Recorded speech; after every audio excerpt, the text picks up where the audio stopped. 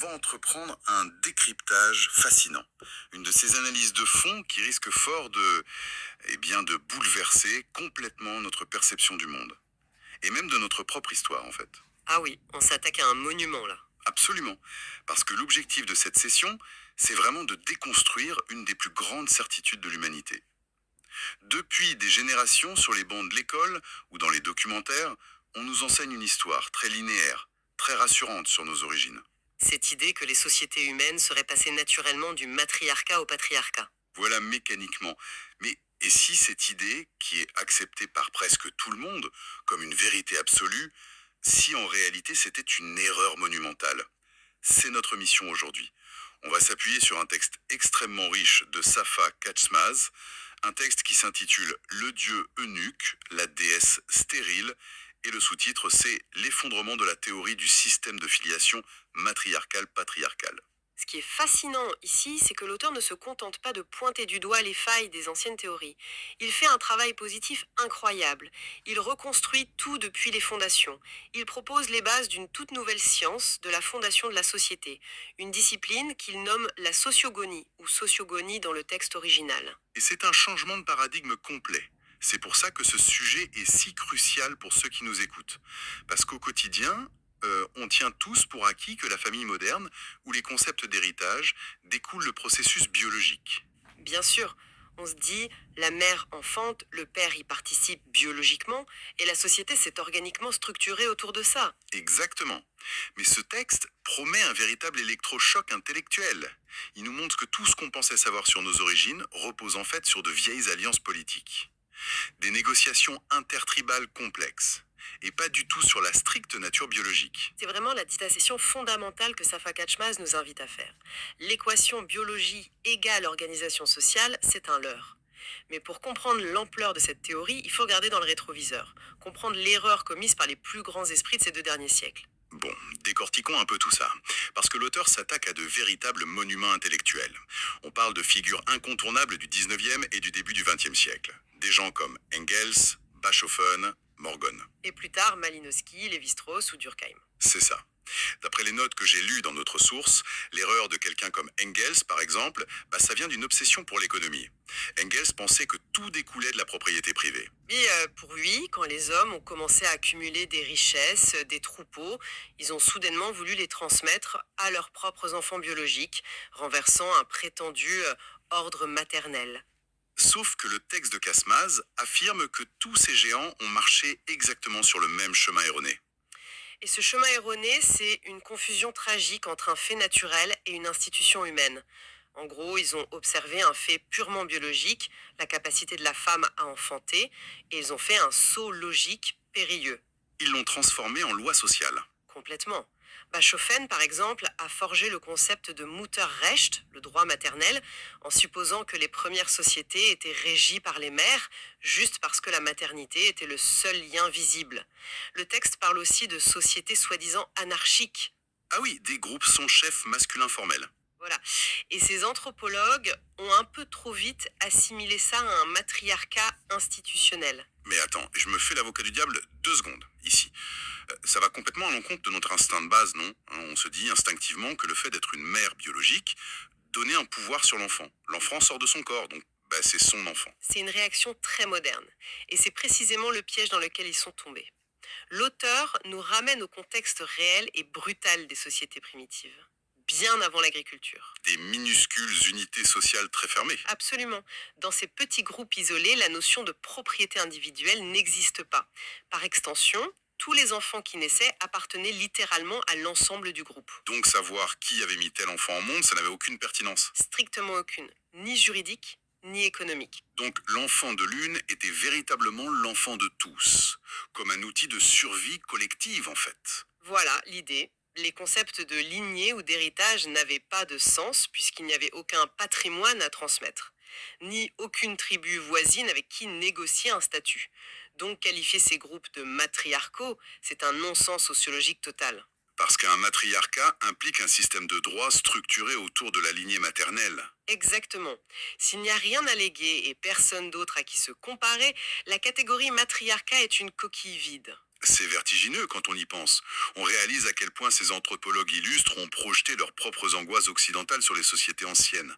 Ils vivaient dans des sociétés capitalistes en pleine révolution industrielle, Obsédés par la propriété et le capital. c'est ça. Ils ont regardé des chasseurs-cueilleurs d'il y a 15 000 ans avec les lunettes de la bourgeoisie européenne du 19e siècle.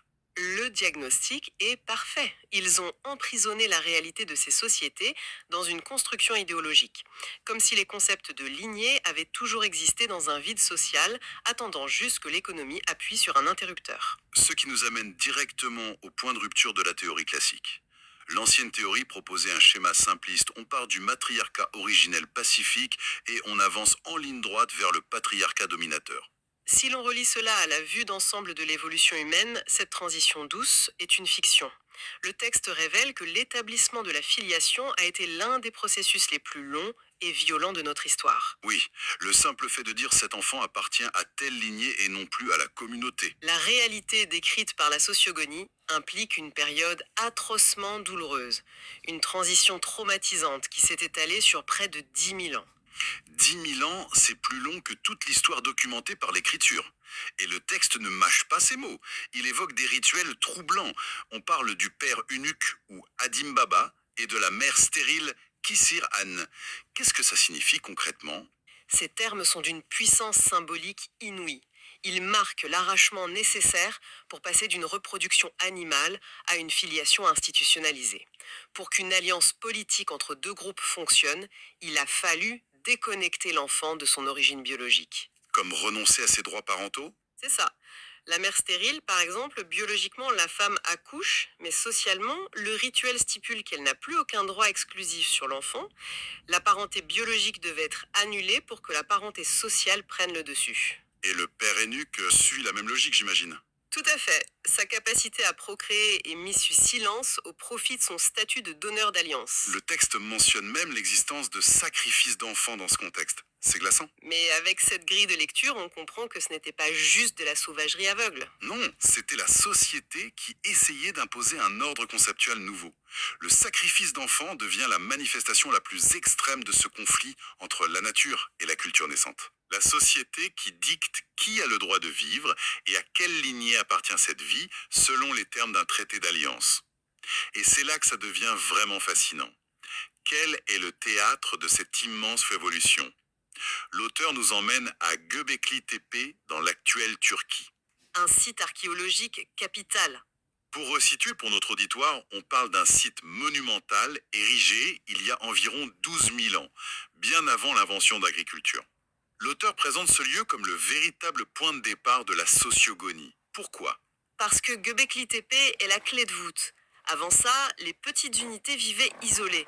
Mais là, on assiste à la rencontre prolongée de différentes unités sociales, identifiées probablement par ces fameux animaux sculptés sur les piliers qui servaient de totem. Le clan du renard, le clan du serpent. Exactement. Face à cette concentration, ces groupes devaient trouver un moyen de coopérer et de ne pas s'entretuer. Donc ils se sont dit, pour garantir la paix à long terme, on va se partager la ressource la plus précieuse, notre descendance. C'est le cœur de l'alliance matrimoniale officielle. La mécanique du partage des enfants se met en place.